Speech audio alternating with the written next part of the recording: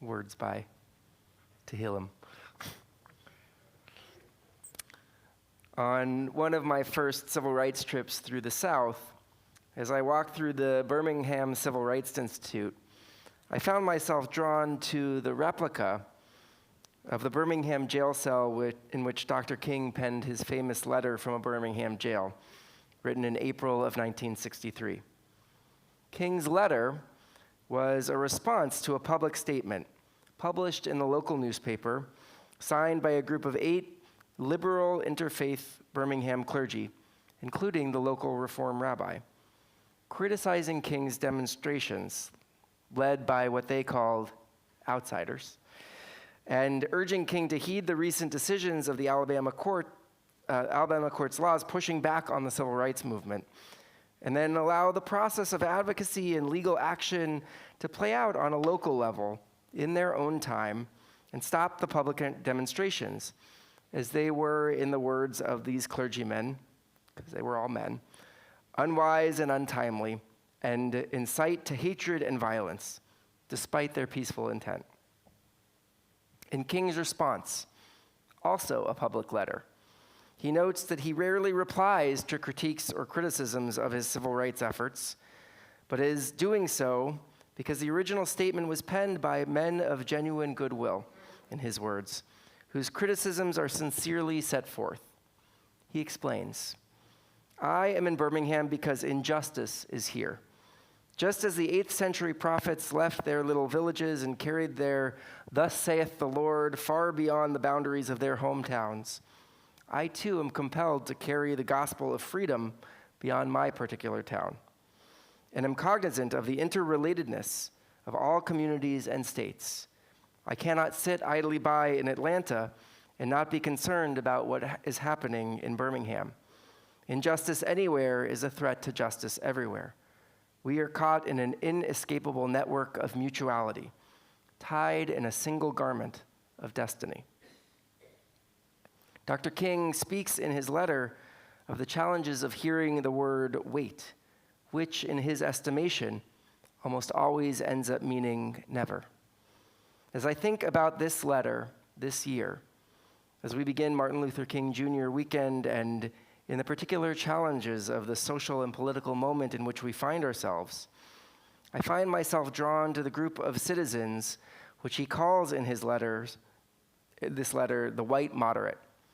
He writes that what he sees as the civil rights movement's greatest stumbling block in the stride towards freedom is, in King's words, not the white citizen's counselor or the Ku Klux Klanner, but the white moderate who is more devoted to order than to justice, who prefers a negative peace, which is the absence of tension, to a positive peace, which is the presence of justice, who constantly says, "I agree with you in the goal you seek, but I can't agree with your methods of direct action," who paternalistically feels that he can set the timetable for another man's freedom.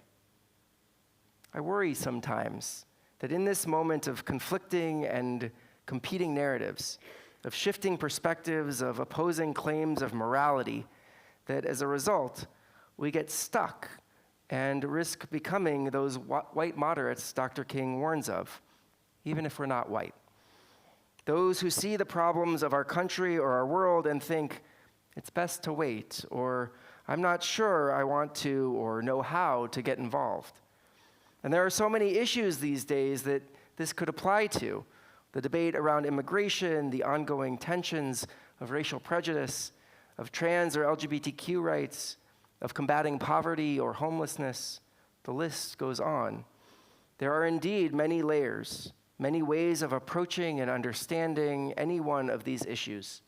Perspectives that are formed by one's political party affiliations, or one's family, or one's sensibilities. In Jewish tradition, too, there are myriad lessons and values that can help guide us through this complicated moment. Our Torah portion this week, Va'era, which literally means I appeared, which comes from God explaining to Moses how God had appeared to Abraham, Isaac, and Jacob, but by a different name. This comes just after Moses and Aaron's first appearance before Pharaoh, in which way they beseech him to let the Israelites go to worship their God in the desert. Not only does Pharaoh refuse, but he makes the Israelites' slave work even more degrading, taking away straw as they make bricks for the Egyptians. In this week's Parsha, we see the first 7 of the 10 plagues. This portion is about seeing and not seeing, about paying attention and the dangers of ignorance. Over and over again, after each of the plagues, there is a moment in which Pharaoh briefly considers allowing the Israelites their freedom. But again and again and again, we read that Pharaoh's heart is hardened.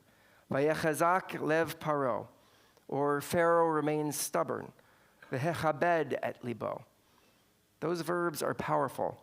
Chazak and kaved. His heart grew firm and heavy, suggesting that he was somehow incapable of sensing pain or misery. How do we avoid allowing our hearts to harden, but simultaneously to not be consumed by the brokenness of the world? In these challenging times, I think it's important as a Jewish religious organization for Beth Am to support the most vulnerable in our society, particularly right now, those in the immigrant community. So many in this community in particular, even those who have pursued citizenship through the legal pathways open to them, are feeling scared and threatened right now.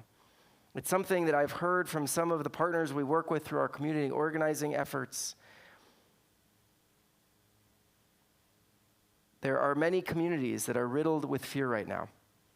This position is not a political one or partisan one, but deeply rooted in my understanding of Jewish values and informed by our long and complex history as immigrants in other lands, whose well-being was so often tied to the whims of those in charge, who may have hated us without cause.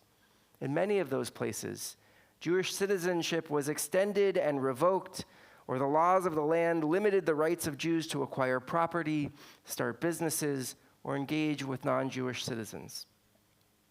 In a time in which so much of our country and our world feels so broken and so overwhelming, Judaism teaches us that we can't remain frozen or silent. We take action. We start small.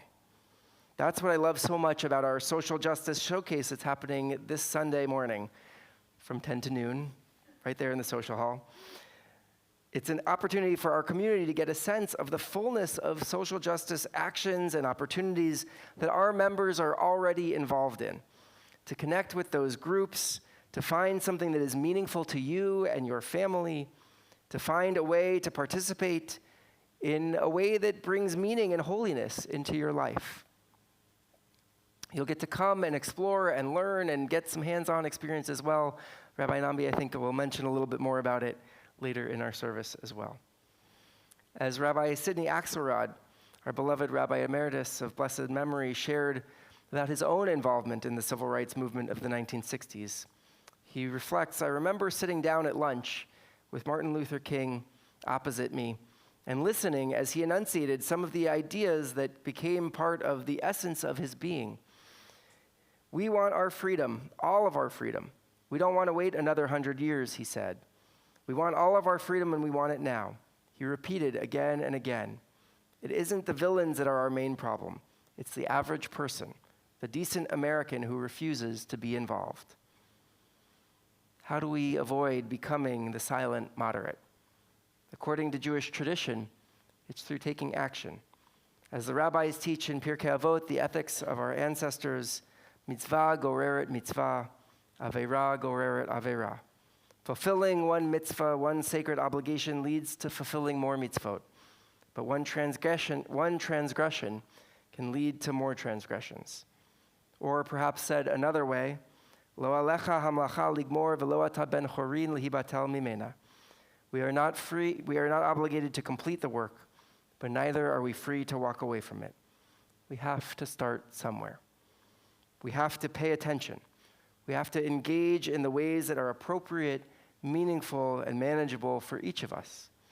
On this Martin Luther King weekend, let each of us look for the ways in which we can make a positive impact in our community, our country, and our world. Shabbat Shalom.